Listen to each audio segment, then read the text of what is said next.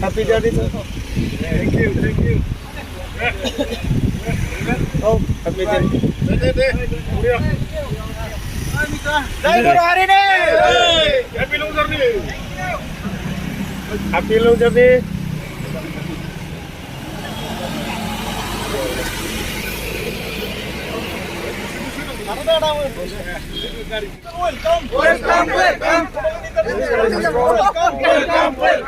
Bodoland University निफ्राय जागायनानै फैयै फैना जोङो पाठशालानि बड'लेण्ड इउनिभारसिटियाव हाबनानै दिनै तामुलपुरनि बे मथंगासुगाव सफैबाय जे बे जोंनि जार्निनि बे कारियरनि मेन उद्देश्यआनो जाहैबाय फैगौ 27 फेब्रुवारिनिफ्राय बड'लेण्ड इउनिभारसिटियाव मोनसे बड'लेण्ड इन्टारनेशनेल नलेज फेस्टिभेल जानो थांगासिनो दङ बेखौनो जोङो आसामनि बिभिन्न फरायसालिमाफोराव लोगोसे अरुणाचलनि राजीव गान्धी इउनिभारसिटियाव थांनानै जोङो बे नलेज फेस्टिभेलाव मा दं मा गैया बेखौ जोङो फोसावहैनो थांदों दा बेयाव नोंथांमोना जोंखौ बेयाव बरायनायखाय जों बेयाव गोजोननाय मोनदों आरो नोंथांमोननिसिम गाहाम हामलायनाय जासिदों आरो आसा खालामो जोंनि थांखिया मोजाङै मोजां जाफुंगोन बेखिनिखौनो बुंबाय